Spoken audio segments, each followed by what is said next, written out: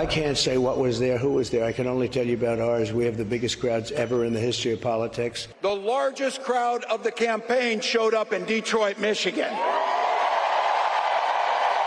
You know, it's not as if anybody cares about crowd sizes or anything.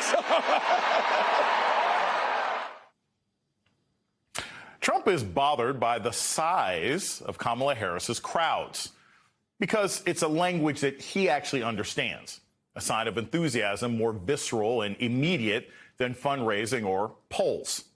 Today, a Democratic strategist going even further, saying he sees the stirrings of a, quote, movement, telling Politico, quote, Harris could be at a point where she's ahead of a movement, which is bigger than a candidate, and that's pretty much unstoppable. A movement, meaning something bigger than daily politics. And indeed, the energy at Harris rallies and the sheer size of the crowds at times appears to rival the kind of energy at music concerts or football games, events that transcend politics. If you've got something to say, say it to my face. I know Donald Trump's type. We say, bring it on. Bring it on. Bring it on. Yes, we're ready. We're ready. Not going back.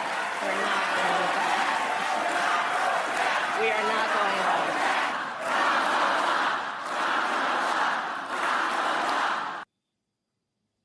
It's that football game style energy that's unnerving Trump. And the Harris campaign knows it. Harris herself highlighting running mate Tim Walz's background as a high school football coach. To his former high school football players, he was coach.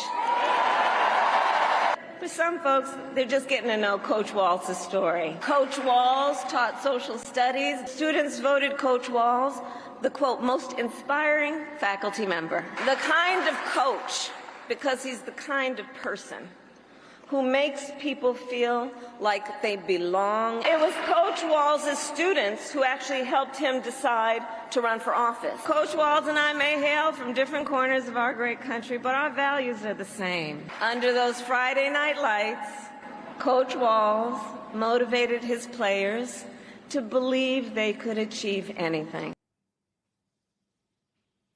The New York Times surfacing this video showing Walz coaching in the 1999 Minnesota State Championship game, which they went on to win. The best-selling author of Friday Night Lights, which went on to become a hit movie and a TV show, is now writing about Walz in the 2024 campaign, arguing that in many towns in America, a high school football coach is charged with, quote, pushing kids to realize their potential. He can be responsible for the town and how the town feels about itself, bringing pride and excitement to a place that sometimes has little of either. He explicitly compares Walz with the fictional high school coach in Friday Night Lights, Eric Taylor, known for his stand-up character and inspiring halftime speeches.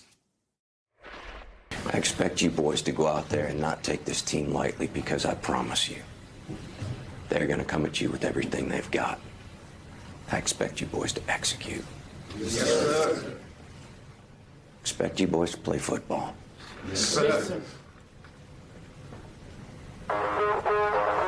Clear eyes, full hearts, can't lose. In real life, Walz's former players have recently spoken out, quote, you knew Coach Walz had confidence in you, and, quote, he never belittled people, never lost his cool, and, quote, he brought us together. The inspirational halftime speeches in the show also doubled as life lessons about how to fight bullies, how to stage a comeback, and how to work together and be a part of a team.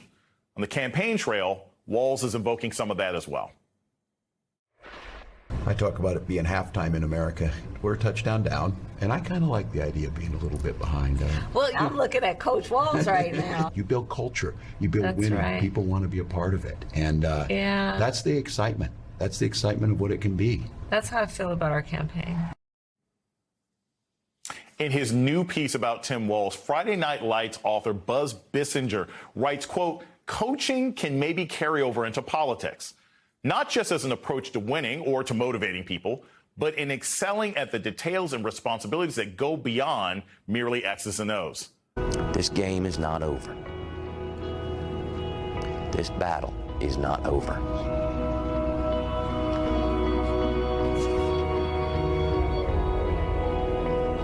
So let's hear it one more time. Together.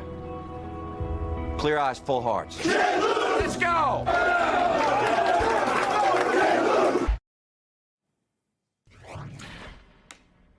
Joining me now is Buzz Bissinger. Sorry, I have to wipe a tear. Author of Friday Night Lights, the book that inspired the TV show.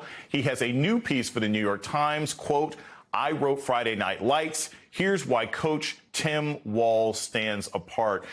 Buzz, I'll just start with asking, What inspired you to write this piece? Were you always sort of paying attention to the campaign very closely? Was it something in particular about Tim Walz? What inspired you to write this piece?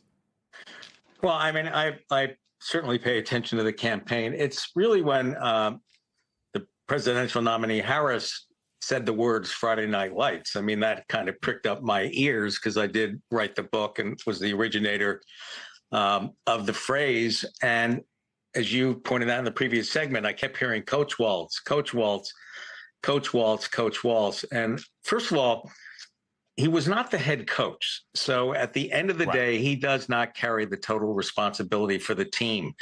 But otherwise, you would think he'd been a coach all his life and then sort of accidentally became the vice presidential nominee. And he seems by all accounts to be decent, kind, compassionate. But, you know, coaches are different breeds. And I think that our image of a coach is really based on the television show. You saw the clips. You know, you have Kyle Chandler playing Coach Taylor. He's perfect. You know, he's perfect, much like that phrase. He's kind, he's decent, he knows his X's and O's, he doesn't personalize. It's not just winning for the sake of winning, but, you know, that's a Hollywood image. And my experience with coaches is actually, you know, quite different. The pressure on winning is enormous in this country, and I think it's getting worse. And when there is pressure to win, particularly in the big-time high school programs,